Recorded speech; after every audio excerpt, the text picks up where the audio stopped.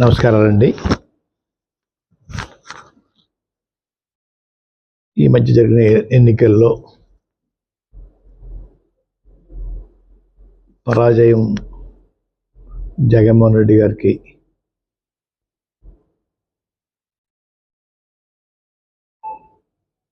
వచ్చింది. కానీ వారు కోట్లాది రూపాయలు సంక్షేమ కార్యక్రమాలు పేదవారికి ఆక్సిజన్ ఇచ్చిన ముఖ్యమంత్రి ఎవరంటే జగన్మోహన్ రెడ్డి గారు.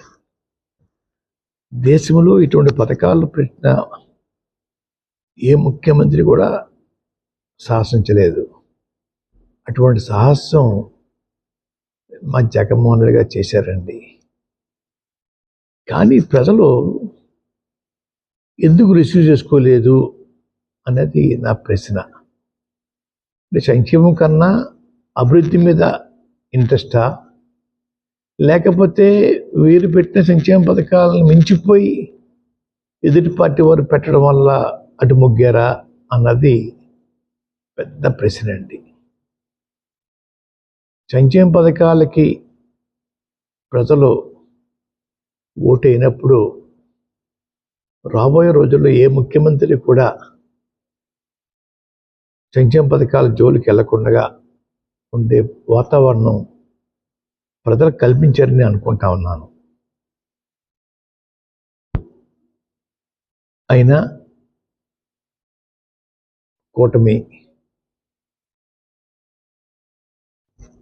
నాయకులు గెలిచినందుకు వారందరికీ శుభాకాంక్షలు తెలియజేస్తా ఉన్నాను.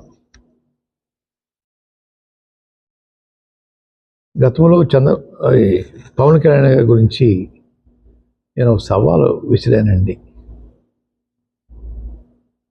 పిఠాపురంలో ఓడించి పంపుతాం, ఓడించి పంపకపోతే నా పేరు మార్చుకుంటాను పద్మనాభరెడ్డిగా అని చెప్పడం జరిగిందండి.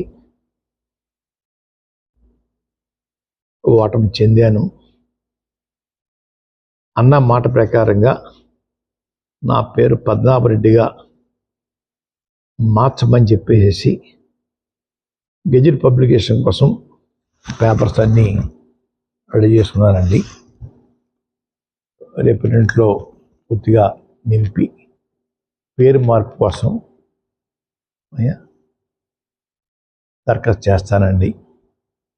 ఆల్రెడీ అన్నీ ఫిలప్ అయిపోయి ఇంకా తర్వాత ఉంటే చూసుకుని వారు మీద విసిరిన సవాల్కి నేను ఓటమి చెందాను కాబట్టి, చెందితే పద్మనాభరెడ్డిగా మార్చుకుంటా అని చెప్పి అన్నాను కాబట్టి ఆ మాటకి నేను కట్టుబడి ఉన్నాను అయ్యా. ఆ ప్రకారంగా పద్మనాభరెడ్డిగా మార్చమని గెజెట్ పబ్లికేషన్లో ఎంటర్ చేయమని అడుగుతానండి.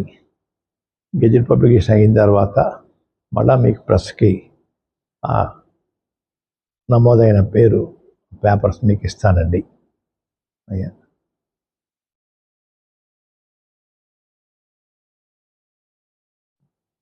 మాటికి ప్రతి ఒక్కరూ ఉప్మా పద్మనాభం అంటున్నారండి. అంటే నేను ఉప్మా కాఫీ మర్యాద చేయటం తప్పన్నట్టుగా, లేదంటే చాలా చీప్గా వారి దృష్టిలో ఉందో నాకు తెలియట్లేదు. ఉప్మా పద్మనాభం అనే వారిని నేను మీరు ఎవరైతే ప్రేమిస్తున్నారో వారి చేత రోజు పలావులు పెట్టించండి.